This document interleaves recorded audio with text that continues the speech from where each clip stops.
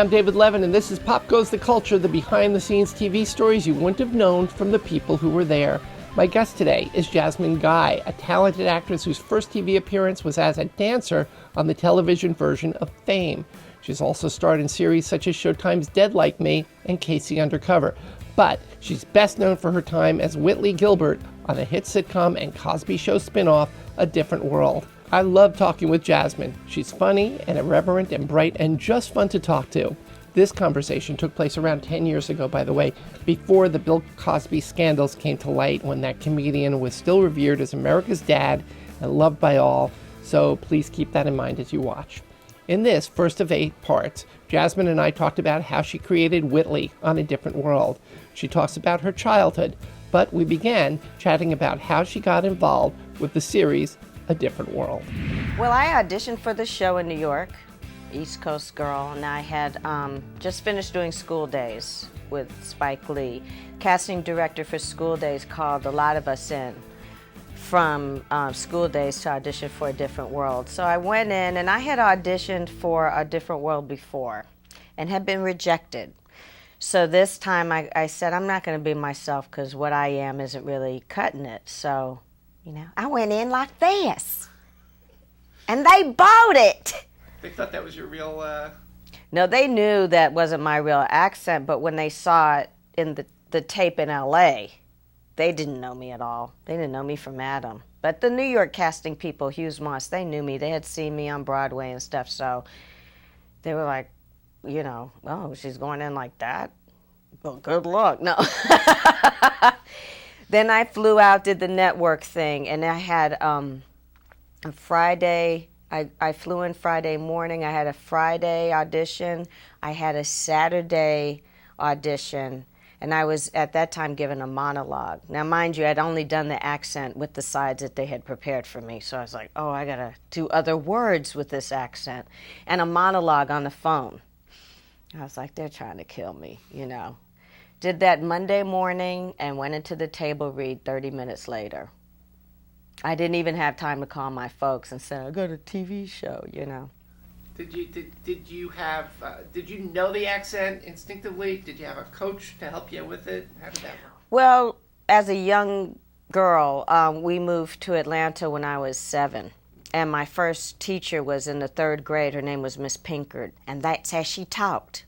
And it took me a while to adjust my ear, you know, there were several different Southern accents down there. You know, the black kids had a way of speaking, the white people had a way of speaking, and then there was a kind of neutral tone down there. So I imitated the hell out of everybody I met, you know. I made little tapes of all my different characters, and I had this little scene where a white girl and a black girl in the bathroom doing their hair, and they're having this whole conversation about their hair. You put grease on your hair? Oh, my Lord, I could never do that. My scalp's too oily. Well, damn, girl, I couldn't comb it if I didn't put no grease on it. And then I'd put the alarm clock on, and that would be the bell to go to class. And I flushed the toilet, you know, had little sound effects. So actually, that's where Whitley's accent came from. Oh, my gosh. I wish I had studied a little bit more because Whitley's from Virginia. Slightly different, but it, you know, it worked. Did you ever take any heat for your accent? Did anybody ever think that it was unreal? I caught heat twice. One from an actor who said, you know, oh, Southern people don't talk like that, you know. And then I thought I'd take heat because black people didn't talk like that. I deliberately chose a white Southern accent because I thought it was funnier. There was no other reason. Then after Whitley became this real person with a background that I had to justify, I said she grew up with white people. And Hillman was her first black experience, which also explained for a lot of other behaviors that didn't fit in. So it worked to my benefit towards the end. No, quite to my dismay, I met people that knew Whitley, that went to school with Whitleys, and I thought I had made her up. How much of... I went to Martha's Vineyard one summer and I met a Whitley, and I stared at her through the whole conversation. Her whole conversation was all about this world that I knew nothing of personally, but that Whitley would have grown up in, with the horses and the tennis lessons and the Jack and Jill Club and the exclusivity of the upper black middle class. And I was like, that was a real awakening for me, that this girl really existed. How did you grow up? I grew up kind of, well, middle class, but I went to some poor schools. I went to, I was bused to white schools in the first year of M&M minority to majority busing, and so I ended up going to school with kids from the projects and school with a mixture of classes. And I guess that's why my ear was developed for the different ways that people spoke.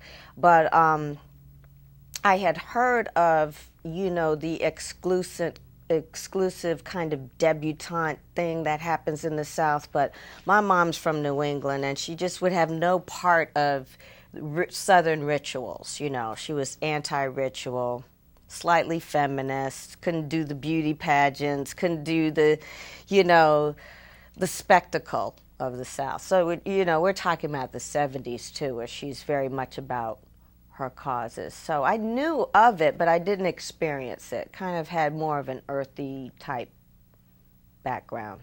How'd your mom react when she saw Whitley? Well, she was with me when I read my sides to her, and she thought it was funny. Once I got it and I did about 5 episodes, she said, "Oh, God, I wish you didn't have to talk like that anymore." It's totally unrealistic. It's interesting because a lot of what you brought to the character, made it into the series. Could you sort of talk a little bit about, because one of the things that we are going to be exploring is the creative process and how reality impacts on the storyline of a TV show. And in this particular case, what does the actor bring to the character that evolves the character? It's interesting because I had no television experience. I was coming from the theater where you're true to the script and you're true to the choreography and you come on time and you are a vessel for the creative process. So I was thrown a little bit in TV land where in the first year we were pretty much kids do what we tell you to do. And it wasn't a happy set. That is all we have time for now. Next time, Jasmine Guy reveals why the first season of A Different World was not a happy set. We'll find out how that set changed after the first season with the arrival of Debbie Allen and her changes to the show, including the evolution of Whitley when Lisa Bonet left. Plus, Jasmine gets very personal about her roles and about perceptions of black women, past and present. Don't miss it. Till then, let us know in the comments what's your favorite episode of A Different World. I'm David Levin. Thanks for watching. Hey guys, don't miss a single episode of Pop Goes the Culture, The Boomer Tube, or Ask Them Yourself. Subscribe and tap the bell icon so you never miss an episode.